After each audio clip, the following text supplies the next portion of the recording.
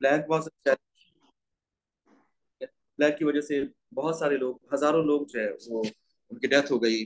और हजरत उमर रजी अल्लाह ताला अन्हु के लिए एक चैलेंज था कि आपने बहुत से ऐसे इलाके जो कि बहुत ही दूर दराज इलाके थे जहाँ पे लोगों का पहुंचना मुश्किल था, डेजर्ट था, वहाँ के लोग, काफी सारे लोग मदीना आ गए थे, तो इतने सारे लोगों को मैनेज करना, उनको उनकी खुराक का बंदोबस्त करना, खाने पीने का इंतजाम करना और उनको मौत से बचाना, that was a great challenge. तो स्टारवेशन और ताउन या प्लेग, ये दो बड़े चैलेंज थे। अब देखते हैं, लेट्स सी। तो हजरत उमर रजी अल्लाह तआला अन्हु ने हजरत अबू बकर सिद्दीक की पॉलिसीज को कंटिन्यू किया, सेम लाइक प्रॉफिट मोहम्मद सल्लल्लाहु अलैहि वसल्लम एंड हजरत अबू बकर रजी अल्लाह तआला अन्हु। लेकिन ये था कि टेम्परामेंट और सर्कमस्टेंसेस ये चेंज हो चुके थे। और अकॉर्डिंग टू दिस टेम्परामेंट और सर्कमस्टेंसेस पॉलिसीज को चेंज करना जरूरी था, क्योंकि जब हजरत अबू बकर सिद्दीक रजी अल्लाह तआला अन्हु को टाइम था तो उस वक्त टॉलरेंस की ज्यादा जरूरत थी, क्योंकि Islam was new to many people and many reasons. तो बहुत सारे लोगों ने जब इस्लाम छोड़ दिया या इस्लाम की कुछ चीजों को एक्सेप्ट नहीं किया, तो हजरत अबू बकर सिद्दीक रजी अल्लाह तआला अन्हु ने स्ट्रिक्ट एक्शन लिया, लेकिन उनको टॉलरेंस से चीजों को डील करना था और क्विक एक्शन लेना था। लेकिन हजरत उमर रजी अल्लाह तआला अन्हु के टाइम पे सिचुएशन काफी काम हो चुकी थी और हालात कंट्रोल के मुताबिक थे। तो अकॉर्डिंगली हजरत उमर रजी अल्लाह तआला अन्हु को उन पॉलिसीज को मॉडिफाई करना था, उनको चेंज करना था और सर्कमस्टेंसेस के मुताबिक एडजस्ट करना था। तो that was a challenge for हजरत उमर रजी अल्लाह तआला अन्हु। लेकिन हजरत उमर रजी अल्लाह तआला अन्हु ने अपनी पॉलिसीज को, हजरत अबू बकर सिद्दीक की पॉलिसीज को, प्रॉफिट मोहम्मद सल्लल्लाहु अलैहि वसल्लम की पॉलिसीज को हालात के मुताबिक, सर्कमस्टांसेस के मुताबिक या टेम्परामेंट के मुताबिक उनको मॉडिफाई करके अप्लाई किया। तो that was a great challenge. और हजरत उमर रज़ी अल्लाह तआला अन्हु की जहानत थी, आपका विजडम था कि आपने उन पॉलिसीज को इस तरह अप्लाई किया कि each and everything was in control और खिलाफत was going on the best track. So that was a challenge which was uh, very nicely taken by Hazrat Umar रजी अल्लाह तआला। सबसे पहली डिफिकल्टी हजरत उमर रजी अल्लाह तआला को जो फेस करना पड़ी, एक तो पॉलिसीज को, जिस तरह हमने पहले बात की, पॉलिसीज के अलावा जो दूसरी डिफिकल्टीज थी कि दूसरी डिफिकल्टी थी वही थी कि हजरत उमर रजी अल्लाह तआला काफी स्ट्रिक्ट थे, उनका एटीट्यूड काफी हार्ड था। तो लोग उनसे काफी घबराते थे, बात करते हुए घबराते थे, चीजें शेयर करते हुए घबराते थे। So people were hesitant to bring the problems to Hazrat Umar रजी अल्लाह तआला। लेकिन over the period of time आपकी जो हार्शनेस थी, दैट चेंज, और लोगों ने ये जान लिया कि आपका जो हार्श एटीट्यूड है, आपकी जो स्ट्रिक्टनेस है, that is only for the wrong doers. जो लोग उसूल के मुताबिक चलते हैं उनके साथ हजरत उमर रज़ी अल्लाह तआला कभी भी हार्श एटीट्यूड नहीं रखते। अच्छा, आपको मेरी आवाज नहीं आ रही? सब बाकी आप सब लोग को मेरी आवाज आ रही है? आई थिंक सारा को आवाज नहीं आ रही। सर आवाज आ रही है। Okay, that's good. तो हम बात कर रहे थे प्रॉब्लम्स, हजरत उमर रजी अल्लाह की प्रॉब्लम्स। लेकिन इससे पहले जब हम हजरत अबू बकर सिद्दीक की बात कर रहे थे तो हमने उनकी प्रॉब्लम्स डिस्कस की थी। उनकी प्रॉब्लम्स पे अक्सर ऐसा क्वेश्चन अभी तक नहीं आया, लेकिन पॉसिबली आ सकता है कि हजरत उमर रजी अल्लाह की प्रॉब्लम्स को डिटेल से डिस्कस करें। टाइम पास करें। तो अभी हमने डिस्कस किया कि आपका टेम्परामेंट, आपका जो एटीट्यूड था, that was a problem in the thing, कि लोग आपसे बात करते हुए, आपसे चीजें शेयर करते हुए घबराते थे। लेकिन ओवर द टाइम हजरत उमर रजी अल्लाह तआला चेंज हिज एटीट्यूड, और लोगों को ये समझ आ गया कि हजरत उमर रजी अल्लाह तआला सिर्फ उन लोगों के साथ स्ट्रिक्ट है या हार्श है जो कि रूल्स करते हैं। हजरत उमर रजी अल्लाह तआला काइंड फॉर देम। और यही बात जब हजरत उमर रजी अल्लाह तआला को खलीफा बनाया जा रहा था, जब हजरत अबू बकर सिद्दीक रजी अल्लाह तआला ने नाम सजेस्ट किया था कि Umar should be the next caliph, तो कुछ लोगों ने, कुछ सहाबा कराम ने यही बात कही थी कि हजरत उमर रजी अल्लाह तआला बहुत स्ट्रिक्ट हैं और खलीफा बनने के लिए एक बैलेंस पर्सनैलिटी का होना जरूरी है। तो हजरत उमर ने भी यही कहा था कि ओवर द टाइम पीरियड हजरत उमर रजी अल्लाह तआला will be lenient and that prove true कि he was strict only to the wrong doors, आम लोगों के साथ वो स्ट्रिक्ट नहीं थे। Empire was very vast, Islamic खिलाफत जो है वो बहुत बड़े एरिया पे एक्सटेंड हो चुकी थी। अफगानिस्तान, अफ्रीका और यूरोप तक उनकी बाउंड्रीज जा चुकी थी।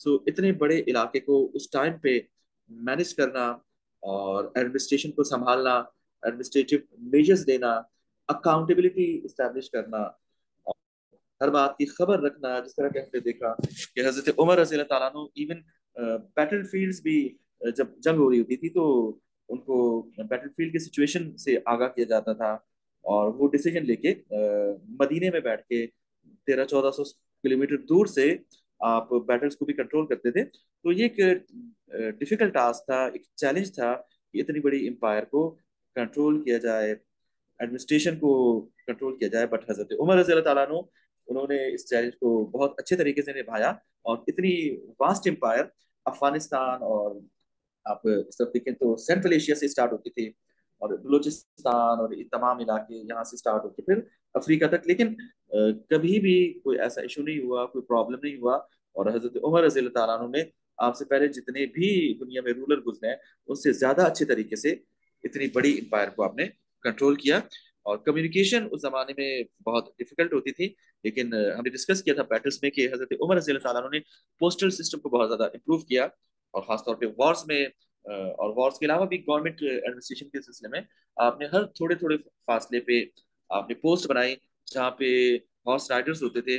जैसे ही आप कोई ऑर्डर देते, वो एक पोस्ट से दूसरी पोस्ट तक जो हॉर्स राइडर था वो तेजी से लेके जाता घोड़े पे भागते हुए, और घोड़े की speed is like 30-40 kilometre per hour. और 5-6 किलोमीटर के बाद नई पोस्ट पे पहुंच के वहां से नया हॉर्स राइडर नए घोड़े पे चला जाता। सो इन दैट पे 60-70 kilometre per hour situation speed हो सकती है घोड़े की, अगर आप इस तरह हर चेक पोस्ट पे घोड़ा तब्दील करें। तो इस तरह आपने बेस्ट पॉसिबल कम्युनिकेशन जो कि उस जमाने में एफिशिएंट हो सकती थी, इफेक्टिव हो सकती थी, आपने यूटिलाइज की। So that was a great measure taken by Hazrat Umar रज़ी अल्लाह तआला अन्हु। सर आपकी एम्पायर जो कि बहुत ज्यादा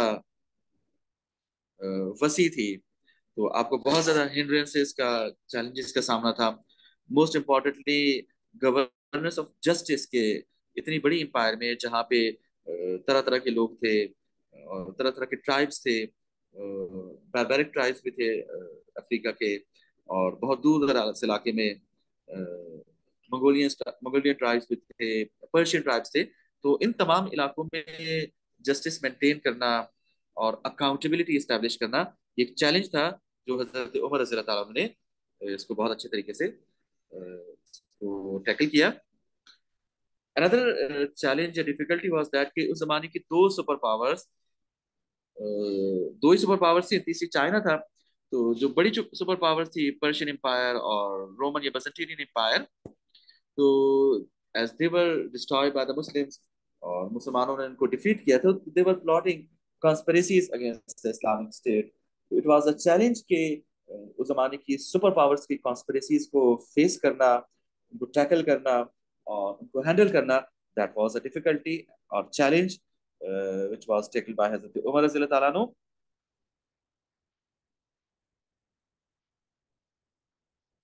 Further, we see that army, Muslim army, in that soldiers they were from different areas and different cultures. तो इतने सारे एरियाज के कल्चर्स के लोगों को आर्मी में असिमिलेट करना, उनको यूनाइट रखना और उनसे ऑब्जेक्टिव्स अचीव करना, दैट वाज अ डिफिकल्टी।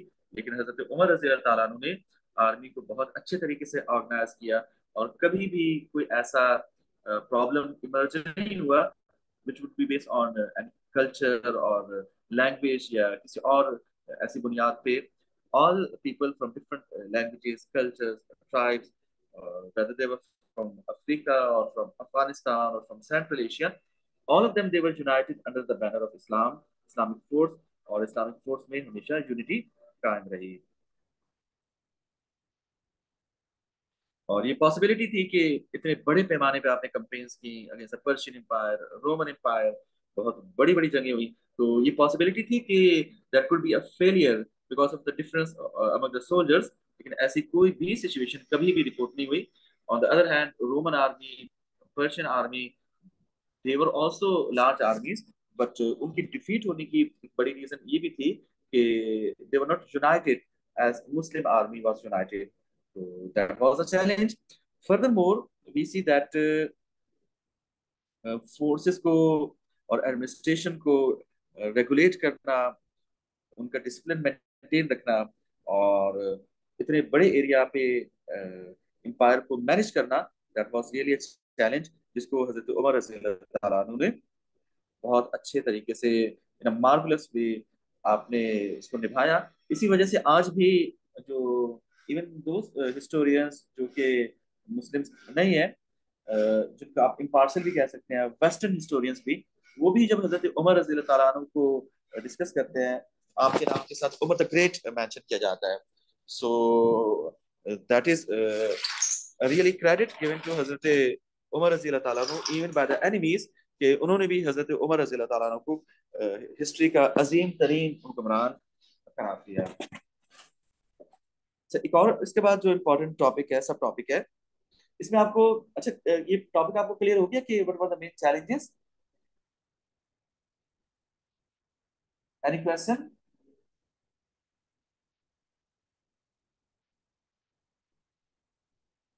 अच्छा, दो चीजें मैंने शुरू में मेंशन की थी, यहाँ पे मेंशन नहीं है। That was also a challenge. एक तो था प्लेग, ये हमने आपके एडमिनिस्ट्रेशन में पढ़ा था। प्लेग एक बीमारी होती है जिसको ताउन कहते हैं, और किस तरह हजरत उमर रज़ी अल्लाह तआला अन्हु ने इस चैलेंज को टैकल किया। आपने अपने जितने भी गवर्नर्स थे, मोस्ट इम्पोर्टेंटली सीरिया के, इराक के, कूफा बसरा के गवर्नर्स, उनको आपने लिखा कि जितनी जल्दी हो सके खाने पीने का सामान पहुंचाया जाए ताकि लोगों की जिंदगी। अच्छा, ये थोड़ा सा मिक्स हो गया, ताउन देयर वाज प्लेग, और ताउन पे हम बाद में बात करते हैं। इससे पहले एक और जो अभी मैं डिस्कस कर रहा था, दैट वाज फेमाइन। ठीक है ना?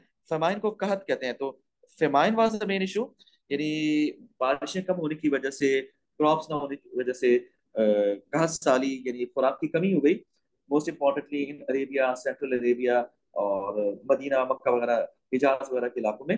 तो आपने अपने तमाम गवर्नर्स को लिखा कि जितनी भी जितनी जल्दी हो सकता है फूड सप्लाई करें। तो तमाम गवर्नर्स ने फूड शॉर्टेज को दूर करने में बहुत इंपॉर्टेंट रोल प्ले किया, और तमाम अरेबिया के लोग जो है वो मदीना आ गए, क्योंकि उनके पास रिसोर्सेज नहीं थे। तो हजरत उमर रज़ी अल्लाह तआला अन्हु ने बहुत अच्छे अंदाज से मैनेज किया, और बहुत कम लोगों की इसमें डेथ हुई ड्यू टू स्टारवेशन। और इसमें मेंशन करते हैं कि हजरत उमर रज़ी अल्लाह तआला अन्हु दिन रात काम करते रहते थे, दिन रात आप लोगों के लिए खाना प्रोवाइड करने की कोशिश में लगे रहते थे। यहाँ तक कि आपका जो कलर था, he was of fair colour, लेकिन आपका जो रंग था वो स्याह पड़ गया, आप बिल्कुल दुबले पतले हो गए। और इस दौरान एक दफा जबकि मामला काफी बेहतर हो चुके थे, आपके गुलाम ने आपके लिए अच्छा खाना तैयार करवाया, और जब उसने हजरत उमर रज़ी अल्लाह तआला अन्हु को पेश किया, तो हजरत उमर ने खाने से इनकार कर दिया, कहा कि मैं अच्छा खाना नहीं खा सकता, क्योंकि जब तक ये कहत साली चल रही है, फेमाइन चल रहा है, तो तब तक मैं रिस्पॉन्सिबल हूँ कि जब तक तमाम लोगों को मैं अच्छा खाना प्रोवाइड नहीं करता, तब तक मैं खुद अच्छा खाना नहीं खा सकता। तो ये यहाँ पे मेंशन नहीं है, ये एडमिनिस्ट्रेशन में डिस्कस हो चुका है। और another problem that was plague, ये ताउन। ताउन एक बीमारी होती है जो कि चूहों से होती है, और जिसमें जिस तरह कि आजकल कोरोना, पिछले दिनों कोरोना की बीमारी थी जो लोगों को एक दूसरे से लग जाती है, तो इस तरह की बीमारी थी जो कि सीरिया में और इराक के कुछ इलाकों में फैल गई थी। हजरत उमर रज़ी अल्लाह तआला अन्हु गए वहां पे, लेकिन रास्ते में उनको पता चला कि बहुत से शहरों में ताउन की वजह से बहुत ज्यादा लोग हलाक हो रहे हैं। तो आपने नबी अकरम सल्लल्लाहु अलैहि वसल्लम की हदीस पे अमल किया, जिसमें फरमाया गया है कि अगर किसी शहर में वबा हो या पेंडेमिक डिजीज हो, तो उस शहर में दाखिल नहीं होना चाहिए, और जो लोग वहां पे हैं उनको वहां से निकलना नहीं चाहिए। तो आप फिर सीरिया नहीं गए, पैलेस्टाइन नहीं गए।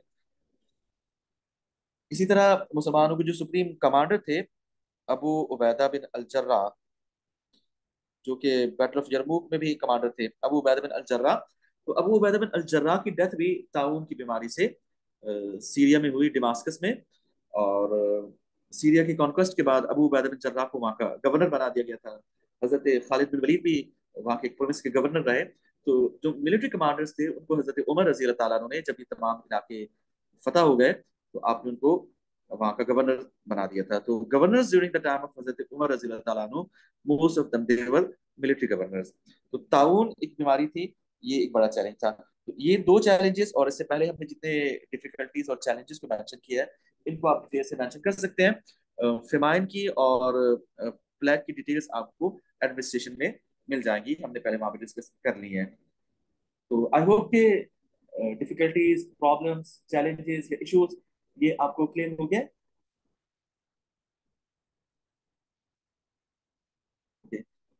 नाउ हजरत उमर रज़ी अल्लाह अन्हु की डेथ कैसे हुई इस पे बात करते हैं। इससे रिलेटेड भी 4 मार्क्स का क्वेश्चन आता है। इसको मैं कंप्लीट करके फिर मैं 5 पेपर के क्वेश्चंस की तरफ आऊंगा और आपको मैं शो करूंगा कि क्वेश्चंस किस तरह आते हैं। तो हजरत उमर रज़ी अल्लाह अन्हु की जो डेथ हुई, आपको शहीद किया गया, इसको मैं थोड़ा सा एक्सप्लेन कर दूं। अपरेंटली ऐसा बताया जाता है कि एक स्लेव था, उसका नाम था फिरोज अबू लुलू, और ये पर्शियन स्लेव था। और बैटल ऑफ नहावन के बाद, कैन यू टेल मी कि बैटल ऑफ नहावन कब हुई थी और किसके खिलाफ हुई थी? जी सोनिया, आप बता सकते हैं बैटल ऑफ नहावन कब हुई थी, या सालार आप? देखिए, बैटल ऑफ नहावन जो हुई थी वो हुई थी 642 में। जी जी बोले। जी आप कुछ कह रही बोले। सर मैं भी ईयर बता रही थी 642। Okay that's good, that's good. 642, देखिए हजरत उमर की जो खिलाफत है वो 634 से लेके 644 तक है। तो आपकी डेथ से 2 साल पहले 642 में सबसे आखिरी बैटल हुई अगेंस्ट द पर्शियंस। तो इस पर्शियंस के खिलाफ जो बैटल है, हमने लास्ट क्लास में आई थिंक डिस्कस की थी बैटल। इस बैटल के बाद बहुत सारे लोगों को गुलाम बना के जब मदीना लाया गया, तो उसमें एक शख्स था, उसका नाम था फिरोज अबू लुलू। और ये मुगीरा बिन शोबा नाम के एक सहाबी हैं, जो कि मुख्तलिफ इलाकों के गवर्नर भी रहे हजरत उमर के टाइम पे, और इवन प्रोफेसर के टाइम पे भी आई थिंक। तो उनका ये गुलाम था फिरोज अबू लुलू। तो फिरोज अबू लुलू ने एक दिन हजरत उमर रजी अल्लाह ताला अन्हु से शिकायत की। हजरत उमर से ये शख्स मिला और उसने हजरत उमर रजी अल्लाह ताला से ये शिकायत की कि मेरा जो मास्टर है यानी मुगीरा बिन शोबा, वो अ, मुझसे जो अमाउंट चार्ज करते हैं वो बहुत ज्यादा है। अच्छा, अमाउंट जो चार्ज किया जाता था उस जमाने में, जो स्लेवरी का सिस्टम था, उसमें डिफरेंट तरह के स्लेव्स होते थे। एक तो नॉर्मल स्लेव होते थे, एक स्लेव्स होते थे उनको मकातिब कहते थे। मकातिब वो स्लेव्स होते थे जिनके साथ आपका मालिक का एग्रीमेंट होता था कि they are free to work, वो काम करेंगे, और काम करके फिर जो उनको आमदनी होगी उसमें से एक शेयर देते जाएंगे। और एक पूरा अमाउंट होता है। सपोज एक स्लेव की अगर प्राइस डिटरमाइन की जाए 20,000 दिरहम, तो वो थोड़ा थोड़ा करके देते जाएंगे।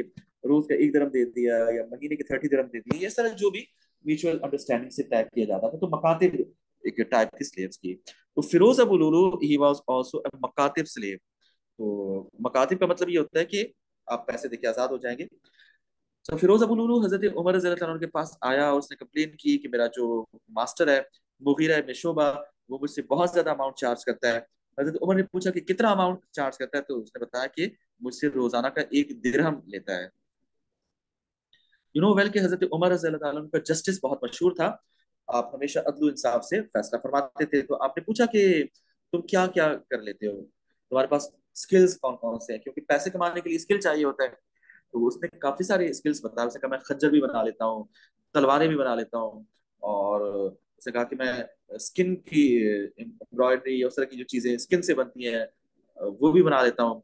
और फिर उसने कहा कि मैं फ्लोर मिल भी बना लेता हूँ, चक्की भी बना लेता हूँ। तो इस तरह की काफी सारी उसने स्किल्स बताई। तो आपने कहा कि you are very skilful person, लेकिन बड़े अच्छे अंदाज से बात हो रही थी, और उसमें लग ही नहीं रहा था कि ही वुड बी अगेंस्ट हजरत उमर रजी अल्लाह ताला अन्हु। तो उसने कहा कि मैं बहुत सी चीजें बनाता हूँ, एक चीज उसने मेंशन की कि मैं चक्की या फ्लोर मिल बनाता हूँ। तो इस पे रिस्पॉन्स करते हुए, अच्छा, हजरत उमर ने कहा कि ठीक है, तुम इतने सारी काम कर लेते हो, तो तुम्हारे लिए तो कोई इशू होने नहीं चाहिए इतना अमाउंट पे करना, तो तुम इजीली ये अमाउंट पे कर सकते हो। तो आई डोंट थिंक कि यू नॉट गेट वर्क, और 1 dirham is a very minimum amount you can easily pay. तो मैं तुम्हारे हक में फैसला नहीं कर सकता, ठीक है अमाउंट, और जो तुम शिकायत कर रहे हो ये शिकायत ठीक नहीं है। तो फिरोज अबू लुलू ने हजरत उमर रजी अल्लाह तआला को एक कमेंट पास किया। उसने कहा कि मैं आपके लिए, अच्छा इससे पहले हजरत उमर ने कहा कि अगर पॉसिबल हो तो मेरे लिए भी एक चक्की बना दो। अब देखिए ना, हजरत उमर वैसे भी एक बड़े काइंड हार्टेड इंसान थे, मर्सीफुल इंसान थे, और लोगों को उनके मुताबिक डील करने का हुनर जानते थे। हजरत उमर रज़ी अल्लाह तआला की सबसे बड़ी जो क्वालिटी हिस्टोरियंस मेंशन करते हैं, और इवन आपसे लोग पूछते भी थे कि आपको किस तरह ये आइडिया हो जाता है कि आप लोगों को पहचान लेते हैं, लोगों को उनकी स्किल्स को, उनकी महारत को आप फौरन मिलते ही पहचान लेते थे कि ये बंदा कौन है, इसकी साइकोलॉजिकली इसका माइंडसेट क्या काम कर रहा है, किस तरह काम कर रहा है। इन चीजों को हजरत उमर बड़ी आसानी से जान लेते थे। और हजरत उमर से जब पूछा गया, बहुत से लोग पूछते तो उन्होंने कहा कि टीनेज में while I was in Makkah, my father would send me for taking care of the camel। तो अक्सर मुझे ऊँटों के साथ टाइम गुजारना पड़ता था। और लाइफ ऑफ प्रोफेसर हमने ये डिस्कस किया था कि उस जमाने में टीनेजर्स की ये ड्यूटी होती थी कि अगर वो ट्रेड पे नहीं जा रहे जिस टाइम पे, तो उसको उनको अपने जानवरों की, भेड़ बकरियों की, ऊँटों की देखभाल करना पड़ती थी। तो हजरत उमर कहते हैं कि मैं जब ऊँटों की देखभाल करता था तब मुझे रियलाइज हुआ कि हर ऊँट का जो टेम्परामेंट है, उसकी पर्सनैलिटी है, दैट इज डिफरेंट। और ऊँटों को उनकी पर्सनैलिटी के मुताबिक ट्रीट करते करते मैं इंसानों को ट्रीट करना सीख गया, इंसानों की पर्सनैलिटी, उनकी साइकोलॉजी को समझ गया। तो हजरत उमर रज़ी अल्लाह तआला बड़े जीनियस इंसान थे। और वैसे तो आजकल आजकल काफी बुक्स में प्रोपेगेंडा किया जाता है, दिस प्रोपेगेंडा है कि हजरत उमर रज़ी अल्लाह तआला के बड़े गुस्से के तेज थे, और he was a rude person like that. तो इस तरह की पर्सनालिटी आपकी नहीं थी। आपकी पर्सनालिटी जिस तरह हिस्ट्री की जो बुक्स हैं, पुरानी बुक्स हैं, अगर आप गौर से डिटेल से देखें तो he was the expert of the literature of that time. उस जमाने की पोइट्री, हिस्ट्री, या उस जमाने की जितनी साइंसेस थी, उनके बहुत बड़े स्कॉलर थे, बहुत बड़े ओरेटर थे। और कुरैश की तरफ से आप अगर किसी कबीले से डिप्लोमेटिक इश्यूज पे बात करने के लिए भेजा जाता तो ही वाज अ डिप्लोमैट। तो एक गुस्से का तेज शख्स कभी भी एक अच्छा डिप्लोमैट नहीं हो सकता। तो आप बहुत अच्छे ओरेटर, बहुत अच्छे डिबेटर थे।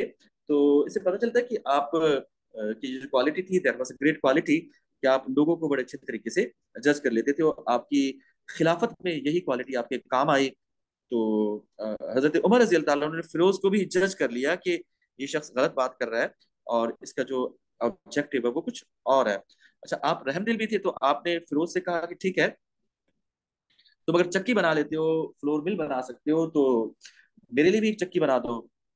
तो आपका शायद ये भी उसमें पॉइंट होगा कि मैं इसे चक्की का काम दूंगा, चक्की बनाने का कुछ इनकम हो जाएगी इसकी।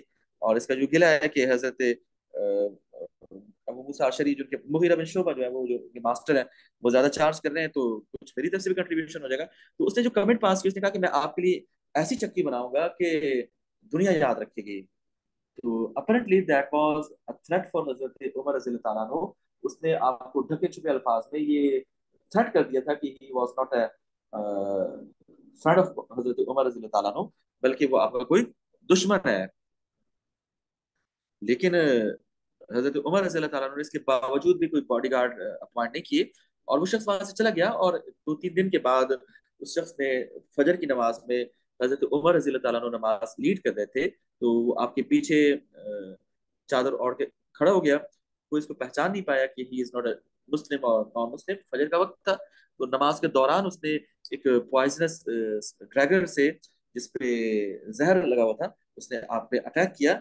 और इससे पहले के लोग उसको पकड़ते, उसने हजरत उमर रजी अल्लाह तआला अन्हु को 3-4 जख्म उस ड्रैगन से आ गए। तो दैट इज अपरेंट स्टोरी जो कि मेंशन की जाती है। लेकिन इसकी एक और साइड भी है, जो इसकी पॉलिटिकल साइड है, उसको भी मैं थोड़ा सा हाईलाइट करना चाहूंगा कि ये जो पूरा प्रोसेस था हजरत उमर रज़ी अल्लाह तआला अन्हु की डेथ का, आपको शहीद करने का, बेसिकली इट वाज कॉन्स्पिरेसी। इसको पर्शियन कॉन्स्पिरेसी के नाम से भी बुक्स में मेंशन किया जाता है।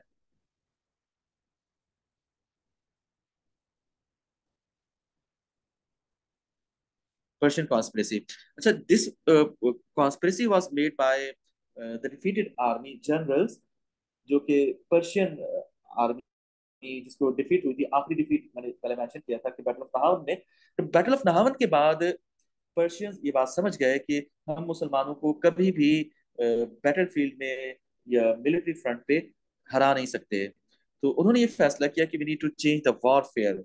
तो मिलिट्री वॉरफेयर से हटके उन्होंने ये फैसला किया कि we need to eliminate Muslims leadership.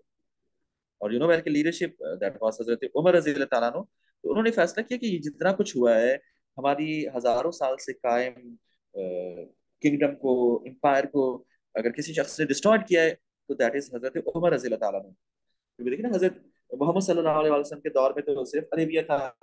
Abu बकर सिद्दीक के दौर में मेसोपोटामिया का इलाका पर्शियन एम्पायर से शामिल हुआ था। बाकी जितना भी पर्शियन एम्पायर की डिस्ट्रक्शन हुई थी या जितनी भी उनको डिफीट्स हुई थी वो हजरत उमर के टाइम पे हुई थी। तो देवर थिंकिंग कि हजरत उमर रजी अल्लाह ताला अन्हु इज द रियल विलन, जिन्होंने उनकी एम्पायर को डिस्ट्रॉय किया है, जिन्होंने उनके रिलीजन को डिस्ट्रॉय किया है। तो उन्होंने इंतकाम लेने के लिए हजरत उमर रजी अल्लाह ताला अन्हु को शहीद करने का फैसला किया। और उन्होंने अपनी टीम भेजी, जिसका एक शख्स जो है, एक मेंबर फिरोज अबू लुलू था, जिसने एक्टिवली हजरत उमर रजी अल्लाह ताला अन्हु पे अटैक करके आपको शहीद करना था। तो ये आपको कॉजेज और रीजन समझ आ गए कि क्यों फिरोज अबू लुलू ने हजरत उमर रजी अल्लाह ताला अन्हु को शहीद किया। अब देखिए ना, एक शख्स फिरोज अबू लुलू, एक स्लेव और जो वहां पे कैद था, वो क्यों अपनी जिंदगी को खतरे में डालेगा कि हजरत उमर रजी अल्लाह ताला अन्हु को, मुसलमानों के लीडर को शहीद करने का मतलब है कि अपनी मौत को गले लगाना। ठीक है, तो that was a suicide mission. तो उसकी एक्चुअल जो रीजन थी वो यही थी कि पर्शियन एम्पायर को इंतकाम लेना था। तो ये आपको क्लियर हो गया? आपको रीजन, एक्चुअल रीजन क्लियर हो गया? Okay, चलिए आगे चलते हैं। उन्होंने जो पर्शियंस थे, उन्होंने अपनी टीम भेजी। फिरोज अबू लुलू ये एसेसियन था, और हजरत उमर रजी अल्लाह ताला से जिसने मुलाकात की थी, जिसमें उसने कंप्लेन की थी अपने मास्टर की, that was just to recognise कि हजरत उमर रजी अल्लाह ताला को अच्छी तरह से पहचान ले, अपने टारगेट को अच्छी तरह से पहचान ले, और टारगेट मिस ना होने पाए कि कहीं कहीं हजरत उमर की बजाय किसी और को अटैक करके वो फिर लोगों के सामने ना आ जाए। अच्छा, जो बाकी लोग थे उसमें एक था हुरमजान। इस टीम का एक मेंबर था, उसका नाम था हुरमजान। हुरमजान जो था ये बैटल ऑफ नहावन में ये एक मेन कमांडर था। रमजान या रमजान, ठीक है। और एक और मेंबर था इस टीम का, उसका नाम था जफीना। और एक और मेंबर, एक खातून भी थी, जिसका नाम जो है बाद में पता नहीं चल सका। So all of these people they were in Medina and they were on mission to assassinate Hazrat Umar रजी अल्लाह तआला अन्हु। अच्छा, ये कंस्पिरेसी जो है वो शायद सामने ना आती, लेकिन जब हजरत उमर रजी अल्लाह तआला अन्हु को शहीद कर दिया गया तो जो ड्रैगर था, that was a different Drager. यानी उसके सामने का जो हिस्सा था, यानी अगर हम ड्रैगर को उस तरह देखें,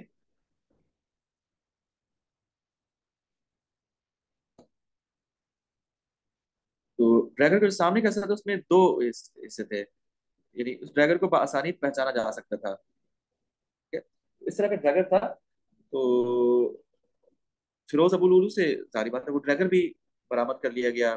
और उसने भागते हुए, पहले तो भागने की कोशिश की फिरोज अबू लुलू ने, और भागते हुए उसने काफी और लोगों को भी जख्मी कर दिया। कुछ लोग उनमें से शहीद भी हो गए जहर की वजह से। और हजरत उमर रजी अल्लाह तआला अन्हु कुछ दिन जख्मी रहे, और फिर उसके बाद आप भी शहीद हो गए। तो वो जो ड्रैगर था, दैट वाज अ साइन कि एक सहाबी थे, आई थिंक साद इब्न अबी वक्कास थे या एक और सहाबी थे, उन्होंने जब हजरत उमर शहीद हो गए तो उन्होंने जब वो ड्रैगर देखा तो उन्होंने लोगों को बताया कि ये जो ड्रैगर था, कुछ दिन पहले मैंने ये जो ये खंजर था, ये हुरमजान के पास देखा। और ये तीनों एक तंग गली में एक खुफिया मीटिंग कर रहे थे। और तब मैंने देखा कि जब मैं उनके करीब पहुंचा तो उनके पास से, हुरमजान के पास से ये ड्रैगर जो था वो नीचे गिर गया। और फिर उन्होंने जल्दी से ड्रैगर उठाया और वो लोग वहां से चले गए। So now it was clear कि ये लोग भी पर्शियन थे, रमजान भी, जफीना भी, और वो खातून भी। और this Drager was intentionally use, इसको पॉइजन करके। तो हजरत उमर रज़ी अल्लाह तआला अन्हु के एक बेटे थे, उनका नाम था उबैदुल्लाह। उबैदुल्लाह बिन उमर। एक तो अब्दुल्ला बिन उमर थे जो कि मुहद्दिस थे, स्कॉलर थे हदीस के। एक थे उबैदुल्लाह। तो उबैदुल्लाह जो थे, उन्होंने जब ये पूरी बात सुनी सहाबी से, तो वो अपनी तलवार लेके गए और उन्होंने जाके उस घर पे हमला कर दिया जहां पे ये लोग रहते थे। तो हुरमजान को, जफीना को और उस खातून को भी उन्होंने जाके कत्ल कर दिया। तो इन तीनों लोगों को हजरत उमर रजी अल्लाह तआला अन्हु के बेटे ने कत्ल कर दिया। So in that way, Hazrat Umar Raziyallahu anhu, he was martyred by Persians as a result of a conspiracy. लेकिन आपकी जो शहादत है, इससे जो हमें लेसन्स मिलते हैं, इस पे क्वेश्चन आ सकता है। तो हमें क्या लेसन्स मिलते हैं? इसमें सबसे पहला लेसन हमें ये मिलता है कि जब फिरोज ने आपको इनडायरेक्ट वर्ड्स में आपको थ्रेटन किया, तो आपको कुछ लोगों ने कहा भी कि इसका जो बयान है, इसकी जो स्टेटमेंट है, दैट इज सस्पिशियस, तो आप इसको गिरफ्तार करवा लें, आप जरा इन्वेस्टिगेट करें या इसको कस्टडी में रखें, ताकि कोई इससे अगर खतरा है तो हम उसको देख सकें, या may be this person is a dangerous person. लेकिन हजरत उमर रजी अल्लाह तआला अन्हु ने उसको अरेस्ट नहीं करवाया, उसके खिलाफ कोई एक्शन नहीं दिया। इससे ये पता चलता है कि आपने इक्वालिटी और जस्टिस का दामन हमेशा थामे रखा, कभी नहीं छोड़ा।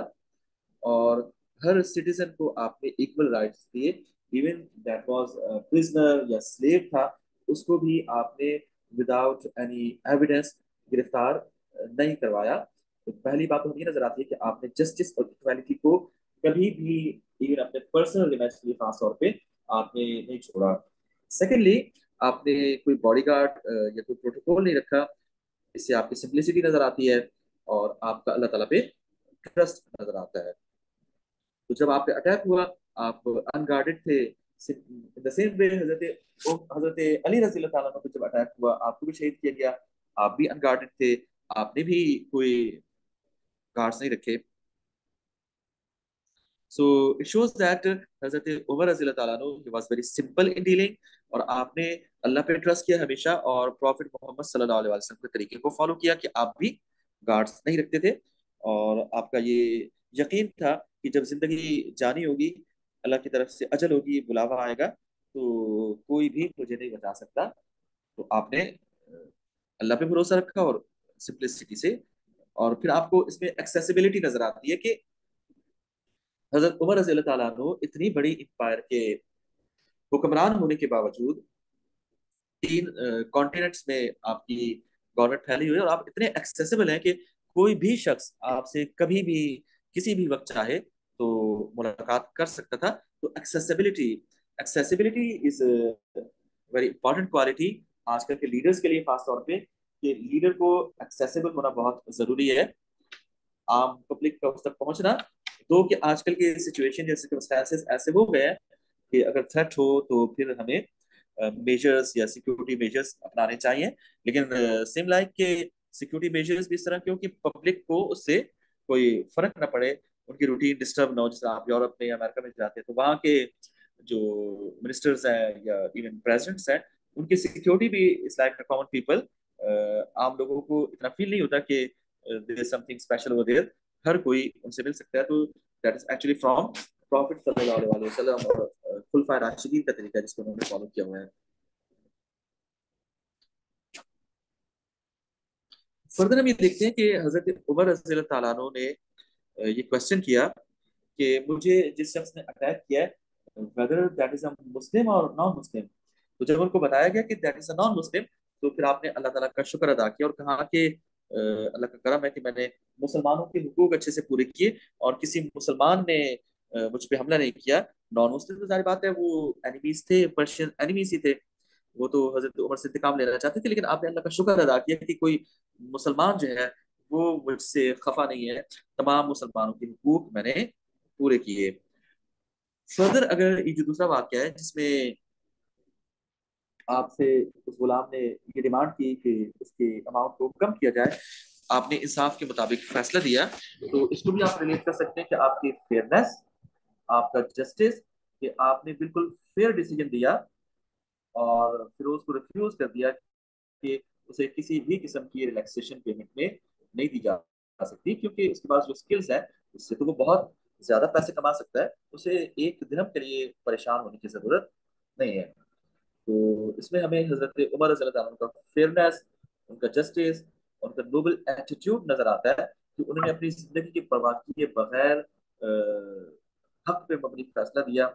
और लोगों ने उनसे कहा भी कि आप इस शख्स को गिरफ्तार करवा सकते हैं, क्योंकि ऐसा लगता है कि ये दुश्मन का एजेंट हो सकता है। लेकिन आपने अपनी जिंदगी की परवाह नहीं की, आप हमेशा सच्चाई पे कायम रहे, इंसाफ के मुताबिक फैसला किया। तो अल्लाह ताला के कादिर मुतलक होने पे, गिवर ऑफ लाइफ होने पे, he will take the life, इस पे उनको मुकम्मल यकीन था। फिर आप सिंपल लाइफ स्टाइल को रिलेट कर सकते हैं। फिर जो मैंने बातें की यहाँ पे आपको मिल जाएंगी।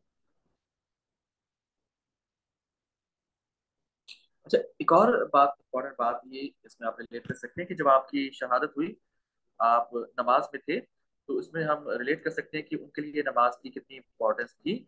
और एक नमाज ही ऐसा मौका था जिसमें आप पे अटैक किया जा सकता था, वरना फिजिकली हजरत उमर रज़ी अल्लाह बहुत स्ट्रांग थे। ही was a wrestler during his youth.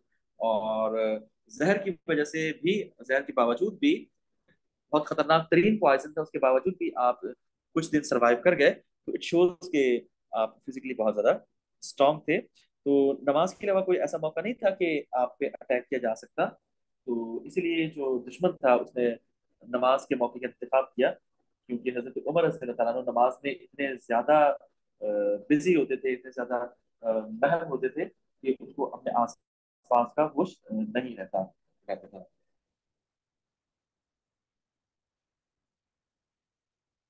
तो इन पॉइंट्स को आप डिस्कस कर सकते हैं। फर्दर मोर उन्होंने अपनी इस ख्वाहिश का इजहार किया कि उन्हें नबी अकरम सल्लल्लाहु अलैहि वसल्लम के हुजरे में, जहाँ पे प्रॉफेट मोहम्मद सल्लल्लाहु अलैहि वसल्लम और अबू बकर सिद्दीक रज़ी अल्लाह ताला अन्हु मदफून है, वहाँ पे दफन किया जाए। तो ये भी आप रिलेट कर सकते हैं कि इसमें आपकी प्रॉफिट से जो अनकंडीशनल लव थी वो हमें नजर आती है, आपकी डिवोशन नजर आती है कि किस तरह आपके लिए प्रॉफिट मोहम्मद सल्लल्लाहु अलैहि वसल्लम के साथ दफन होना इतनी बड़ी सादत की बात थी। और आपकी जो डेथ हुई उसकी डेट भी आप नोट कर लें, that was 3rd of November,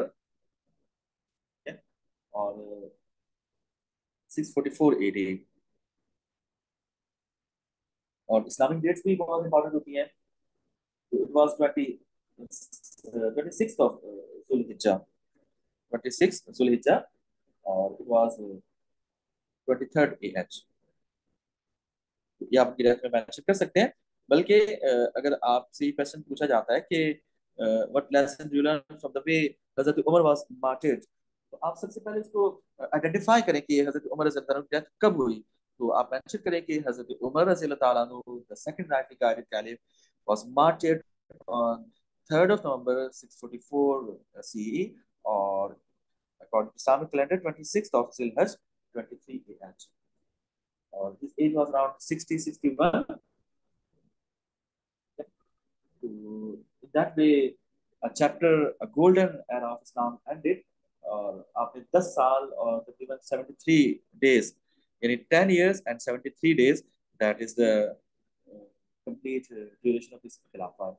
तो ये सारी डिटेल्स आप अपने आंसर में मेंशन कर सकते हैं।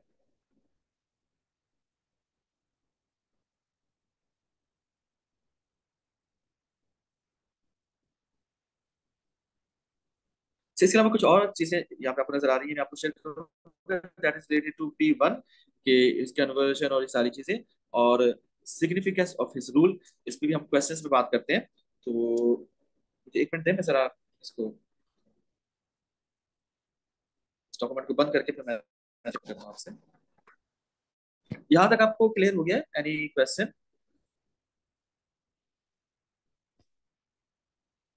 अब हम इसकी जरा पास्ट पेपर पे बात करते हैं।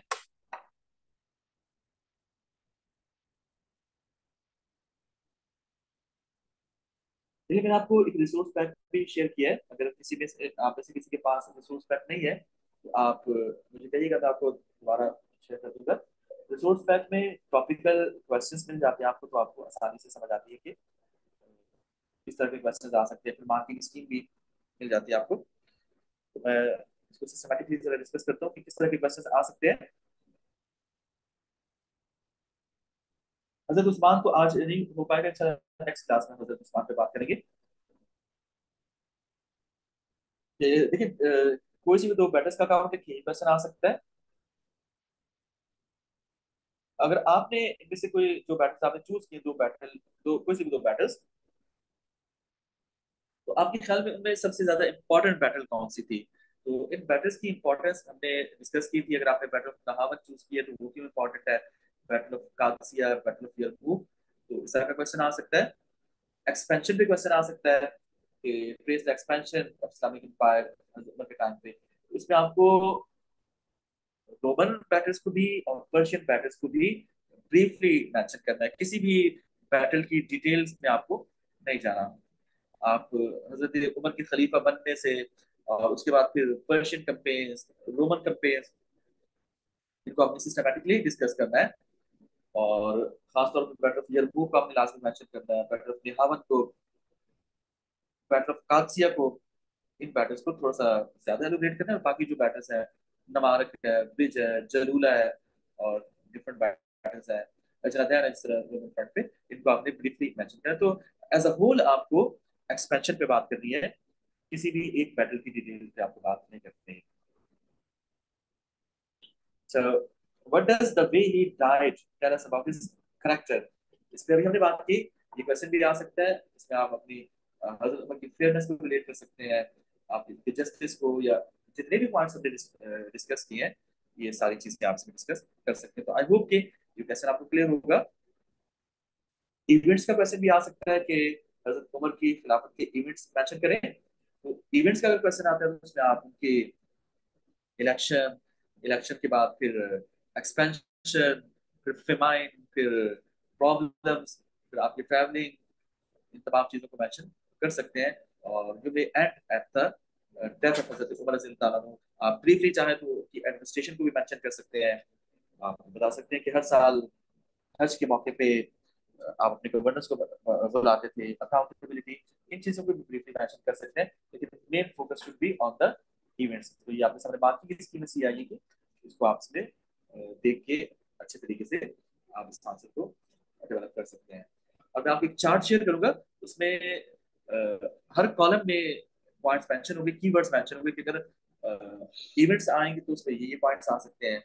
अगर they are asking about any other thing तो फिर दूसरे पॉइंट। तो आप एक मिनट देंगे सर, उसको भी ओपन कर लेता हूँ ताकि साथ साथ उन चीजों को भी ताकि आपको ज्यादा अच्छा क्लियर हो जाए।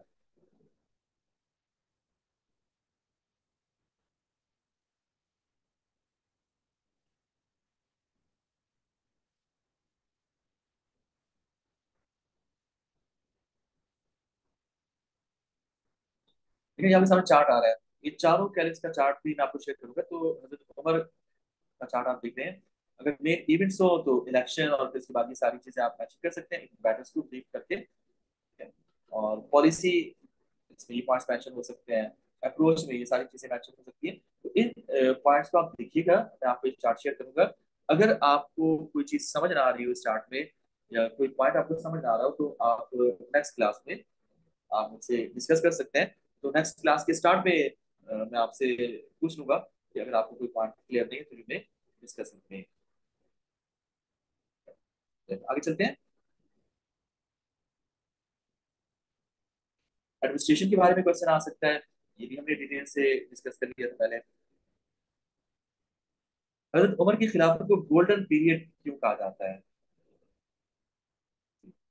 आपके ख्याल में आप इससे कोई बताना चाहेंगे? मुजम्मिल आप बताएंगे कि गोल्डन पीरियड क्यों कहते हैं खिलाफत को?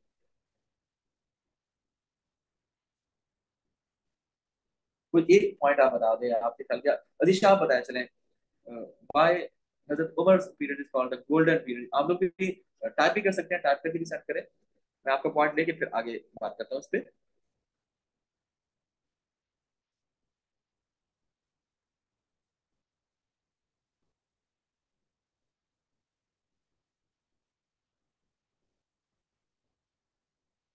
Yes, very good.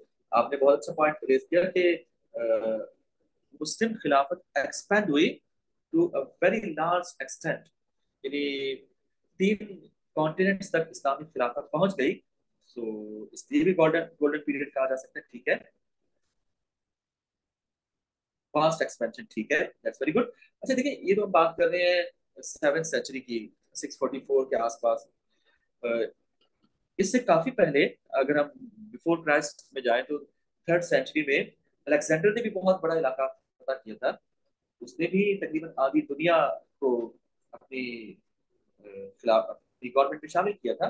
लेकिन अलेक्जेंडर की डेथ के बाद उसकी पॉलिसीज, उसकी एडमिनिस्ट्रेशन, उसकी गवर्नमेंट, सब चीजें खत्म हो गई। एडमिनिस्ट्रेशन तो वो बना ही नहीं सका, उसने सिर्फ फतह किया था। इसी तरह और भी हम पुराने जो बड़े कंकरर्स हमको देखते हैं, तो उन्होंने सिर्फ इलाकों को फतह किया। उन इलाकों को फतह करने के बाद वहां पे पॉलिसीज, एडमिनिस्ट्रेशन, ये काम वो लोग नहीं कर सके। इसी वजह से उनकी जो एक्सपेंशन थी वो ज्यादा समय कायम नहीं रह सकी। तो आप इस तरह कहा कि न्यू पॉलिसीज बनाई, दैट्स वेरी गुड। तो उन्होंने न्यू पॉलिसीज इंट्रोड्यूस कराई, और ऐसी पॉलिसीज इंट्रोड्यूस कराई, इतना शानदार एडमिनिस्ट्रेटिव सिस्टम आपने इंट्रोड्यूस करवाया कि आज भी दुनिया के जो ममालिक हैं जो अपने आप को वेलफेयर स्टेट कह रहे हैं, या जिनमें आज लोग जाके बसना चाहते हैं, हर कोई वहां जाके रहना चाहता है, वेस्टर्न कंट्रीज या यूरोप या स्कैंडिनेवियन कंट्रीज, वहां पे ज्यादातर जो रूल्स है, पॉलिसीज है, they are from the caliphate of Hazrat Umar रजी अल्लाह ताला अन्हु। जैसे अलाउंसेस हैं, या आपको ओल्ड एज एम्प्लॉयमेंट या ओल्ड एज बेनिफिट्स है, या जो माजूर लोगों को बेनिफिट्स दिए जाते हैं, बच्चों के अलाउंसेस है, या पुलिस डिपार्टमेंट है बाकायदा इसको ऑर्गेनाइज किया गया, या अकाउंटेबिलिटी का जो सिस्टम है, या judiciary should be separated from executive. ये सारी जो चीजें हैं आजकल भी, आज भी दुनिया के बेहतरीन सिस्टम है, उन्होंने इन्हीं चीजों को अडॉप्ट किया हुआ है। तो आप इन दोनों चीजों को लेकर चल सकते हैं कि गोल्डन पीरियड इसलिए कहा जा सकता है कि एक तो एक्सपेंशन बहुत ज्यादा हुई, 22 लाख स्क्वायर माइल्स, यानी 22 लाख स्क्वायर किलोमीटर, 22 लाख यानी 2.2 मिलियन स्क्वायर माइल्स, ये इलाका मुस्लिम खिलाफत में शामिल हुआ। तो that's a very huge territory. और दूसरा फिर पॉलिसी, एडमिनिस्ट्रेशन, फिर आप इसमें मेंशन कर सकते हैं कि internal consolidation, peace, stability, prosperity, ठीक है। ये सारी जो चीजें थी, ये हजरत उमर की पॉलिसीज और एडमिनिस्ट्रेशन की वजह से थी। और इंफ्रास्ट्रक्चर, फिर इस्लाम की ग्रोथ, इस्लाम की प्रोपेगेशन, कुरान का मैसेज पूरी दुनिया में फैल रहा था, कुरान टीचर्स इस्लाम के मैसेज को पूरी दुनिया में फैला रहे थे। So all these things with effort कि प्रॉफिट मोहम्मद सल्लल्लाहु अलैहि वसल्लम ने जिस इस्लामिक स्टेट की बुनियाद रखी थी, जिसको मदीना में और अरेबिया में कायम किया था, आपने उस इस्लामिक खिलाफत को, उस सिस्टम को पूरी दुनिया में फैलाया, और उसको तकरीबन तकरीबन थ्री सब थ्री कॉन्टिनेंट्स के बाउंड्रीज तक ले गए हैं। अफ्रीका में भी, इजिप्ट अफ्रीका में आता है, और सेंट्रल एशिया के इलाके, और even till the modern days Turkey, यहाँ तक इस्लाम फैल चुका था। और जहाँ तक अगर बात की जाए ट्रेडर्स की, मर्चेंट्स की, तो वो इससे भी दूर बहुत से इलाकों में, स्पेन में इस्लाम फैला चुके थे, जिस पार्ट ऑफ यूरोप, और फार ईस्ट में मलेशिया, इंडोनेशिया, श्रीलंका, इन तमाम इलाकों में, चाइना में इस्लाम फैल चुका था। So all that was a result of Hazrat उमर's policies, his support, and definitely because of the power of the message of Islam, इस्लाम का मैसेज फैलता जा रहा था। हजरत उस्मान रज़ी अल्लाह तआला अन्हु के टाइम पे, चलिए हम इसको फिर हजरत उस्मान के टाइम डिस्कस करेंगे कि साद इब्न अबी वक्कास जब चाइना गए, तो उसको हम फिर वहां पे हम डिस्कस करेंगे कि उन्होंने वहां पे मस्जिद बनाने की परमिशन दी थी, तो उसमें बात करेंगे। Hazrat Umar caliphate is regarded as a golden era. तो इसमें इन्होंने रूल की बात की है, तो जारी बात है इसमें भी आपको उनकी एडमिनिस्ट्रेशन में बात करनी है। ग्रेटेस्ट अचीव क्या थी हजरत उमर रज़ी अल्लाह तआला अन्हु की, व्हाट डू यू थिंक? तो आप मुझे अपना ओपिनियन दे सकते हैं, आपके ख्याल में क्या थी इनकी ग्रेटेस्ट अचीवमेंट? राहिमा आप बताएं, आपके ख्याल में हजरत उमर की, या जो आप बताइए, आप मुझे लिख के टाइप कर दें कि आपके ख्याल में सबसे बड़ी अचीवमेंट हजरत उमर की क्या थी? एडमिनिस्ट्रेशन की अचीवमेंट थी, एक्सपेंशन अचीवमेंट थी, या कुरान और सुन्नह को फॉलो करना, प्रॉफिट मोहम्मद सल्लल्लाहु अलैहि वसल्लम की पॉलिसीज को फॉलो किया, ये अचीवमेंट थी उनकी? या फिर आप ये कहते थे कि अगर यूफ्रेटिस के किनारे कोई कुत्ता भी भूख से मर जाएगा तो मैं रिस्पॉन्सिबल हूँ, मैं आंसरेबल हूँ? तो क्या ये स्प्रिट उनकी अचीवमेंट थी, या आपके ख्याल में क्या अचीवमेंट हो सकती है सबसे बड़ी मतलब? तो बहुत सारी अचीवमेंट्स हैं।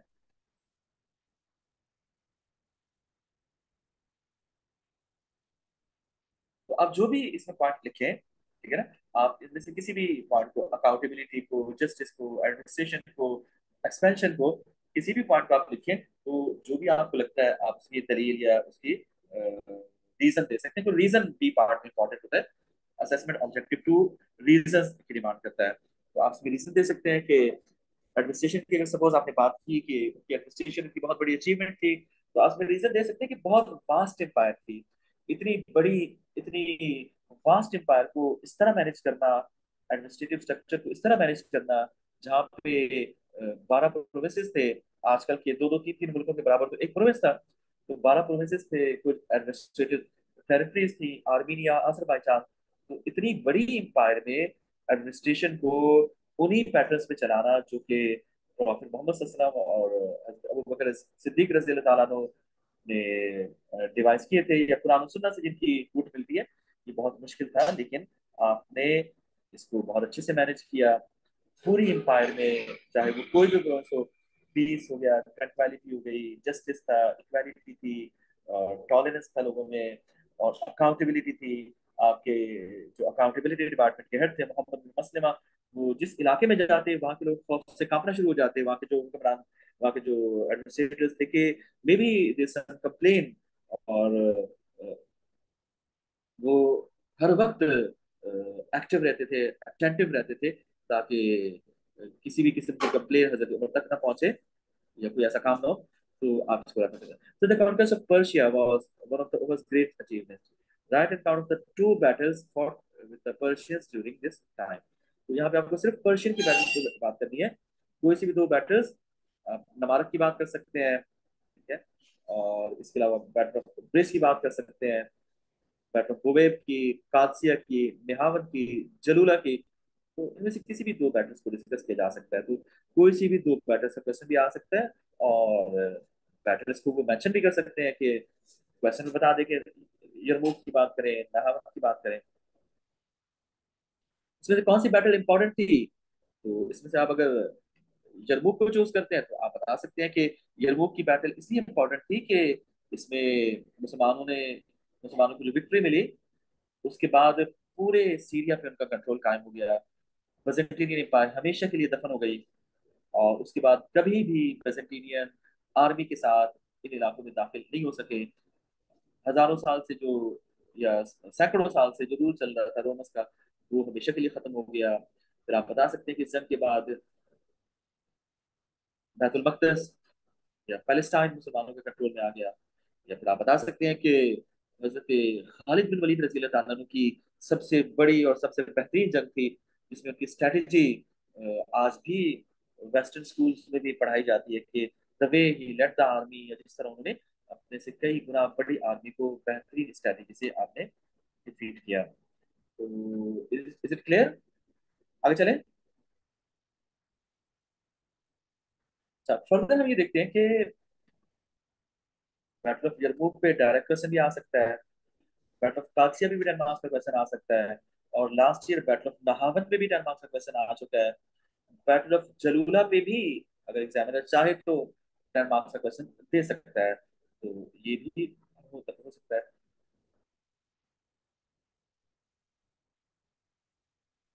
एक और क्वेश्चन उन्होंने ये पूछा है 4 मार्क्स के कि आपका जो अनबेंडिंग एटीट्यूड था, उसकी वजह से आपकी असैसिनेशन हुई। तो अगर आपसे एग्री करते हैं तो आप बता सकते हैं कि फिरोज अबू लुलू को आपने रिलैक्सेशन नहीं दी, क्योंकि इंसाफ का ही तकाजा था। आपने इंसाफ पूरा करने के लिए आपने किसी भी किस्म की रिलैक्सेशन नहीं दी, तो इसका मतलब है कि हिज एटीट्यूड वाज अनबेंडिंग। आपको ये भी आइडिया था कि ये शख्स खतरनाक हो सकता है, हमारे दुश्मनों का एजेंट भी हो सकता है, लेकिन फिर भी आपने जो उसूल थे उन पर कंप्रोमाइज नहीं किया। आपको शक भी हुआ, लोगों ने बताया भी, आप चेहरा शनास थे, फेसेस से रीड कर लेते थे, आपको भी हो गया था कि ये शख्स मेरा दुश्मन है, लेकिन फिर भी आपने उसको गिरफ्तार नहीं करवाया, क्योंकि कानून इस बात की इजाजत नहीं देता कि प्रूफ के बगैर किसी को आप गिरफ्तार करवाएं। That also shows his unbending attitude के उन्होंने लॉ को हमेशा सुप्रीम रखा। ठीक है, तो इन चीजों को आप रिलेट कर सकते हैं। उन्हें कादसिया का अकाउंट पूछा है, उन्होंने यरमूक का पूछा है, इनको आप डिस्कस कर चुके हैं पहले ही, और मैंने आपको बताया कि नहावत का भी आ सकता है।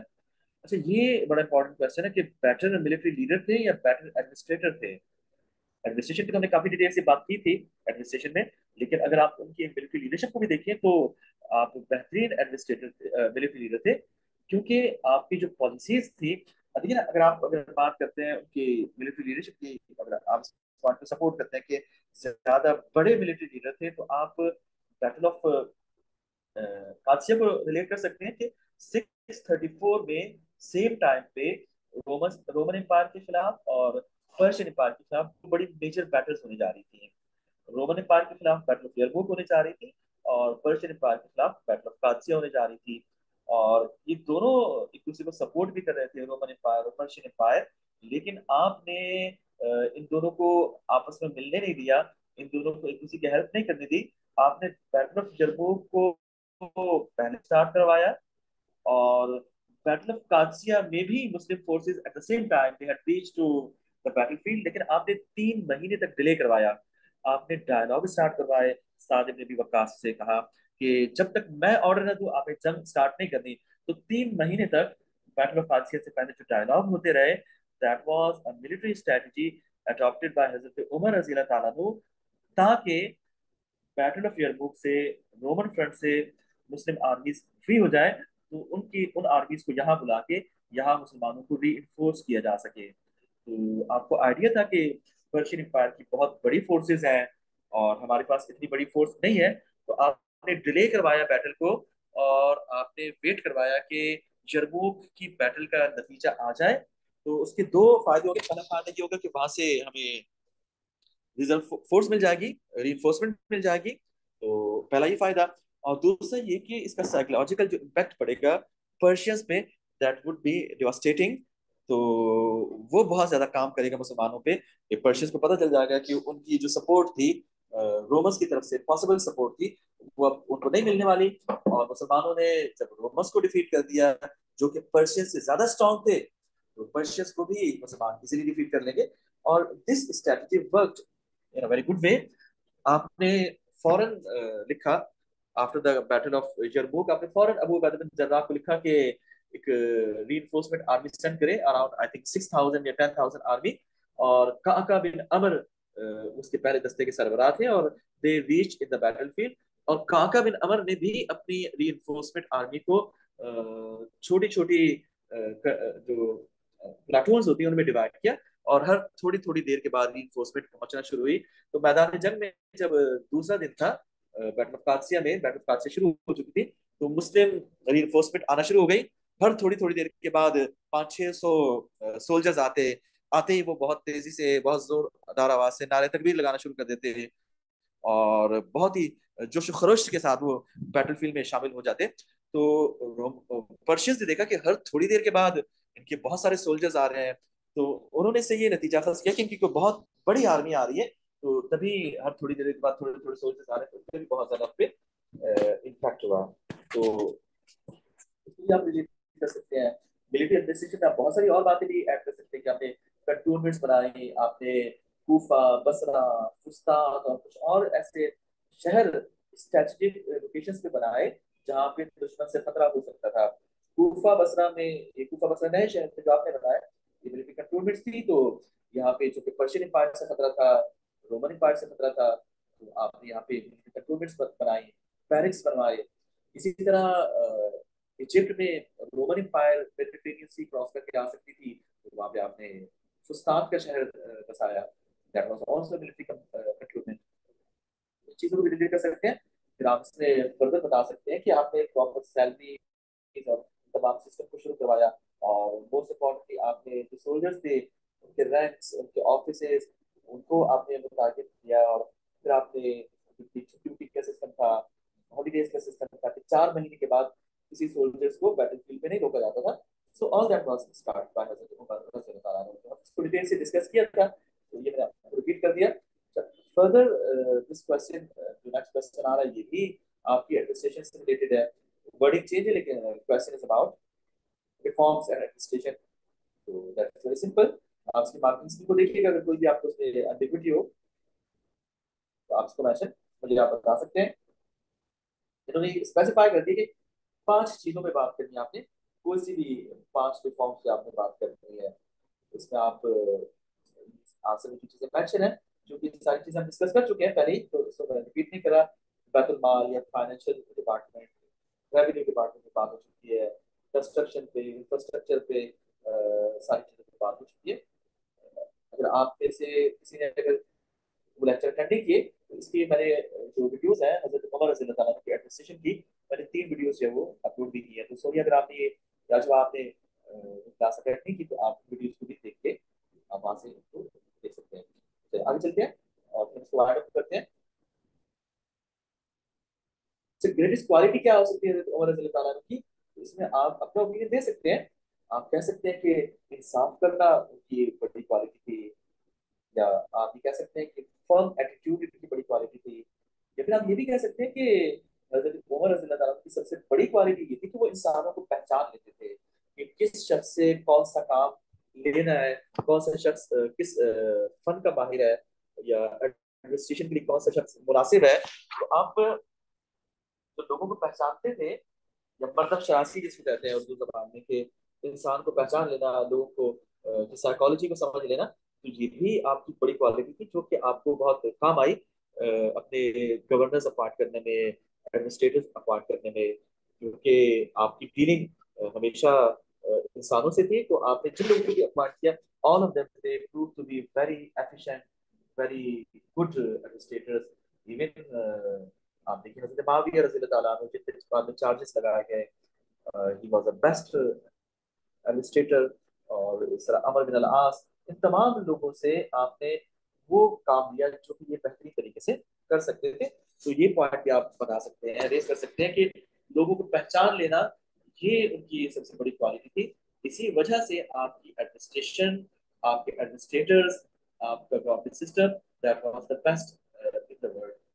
तो आई होप कि ये पूरा टॉपिक आपको क्लियर हो गया हजरत उमर रज़ी अल्लाह तआला। Any question? सोनिया, अजीशा, राहिमा, आप सबको क्लियर है? That's very good. बाकी मैं आप लोगों का पेपर रिव्यू रखना चाह रहा हूँ। मैं इंशाल्लाह जल्द आपको जो है आपको अपडेट करूंगा। May be in a day और टू मैं आपको रात के टाइम पे रखूंगी, 9-10 बजे के बाद मैं आपको डिस्कस करूंगा। तो उसमें जो पेपर से रिलेटेड चीजें होंगी इंशाल्लाह क्लियरली डिस्कस करेंगे। अच्छा अजीशा, आपने भी वही पेपर दिया, तो आप भी, और राहिमा अगर आपने, आपका तो जो स्कूल डिफरेंट है, तो आप भी अगर आना चाहें तो मैं आपको पेपर, मैंने आपको वैसे शेयर कर दिया। मैंने आपको 2 उसके सैंपल पेपर शेयर किए जो अच्छे पेपर्स हैं। तो अगर आप वो पेपर देख लें पहले, तो दैट वुड बी बेटर। तो आप क्लास लीव करना चाहें तो लीव कर सकते हैं। तो सोनिया, आप मुझे बताइए कि आपने वो पेपर देखे जो मैंने आपको शेयर किए हैं? यस सर, मैंने देखे हैं। तो आपको से आइडिया हो कि how you can improve in answers को, आप और कैसे, आपको कुछ डिफरेंट नजर आया? Yes sir. Yes. तो आप उसको अच्छे से देखिए, कोई भी ऐसी चीज जो उन पेपर्स में हो आपको समझ आ रही हो, तो यू कैन टेल मी। आपको मैं प्रेडिक्ट करूँ कि इंशाल्लाह आप अच्छे से तैयारी करके डिस्टिंक्शन का आपके अंदर कैपेबिलिटी है, तो आप इंशाल्लाह कोशिश करें कि डिस्टिंक्शन ले लें, या एटलीस्ट कोशिश करें इंशाल्लाह। बाकी अल्लाह के हाथ में। तो चलें फिर इंशाल्लाह नेक्स्ट क्लास में मुलाकात होगी। Have a good day, Allah Hafiz.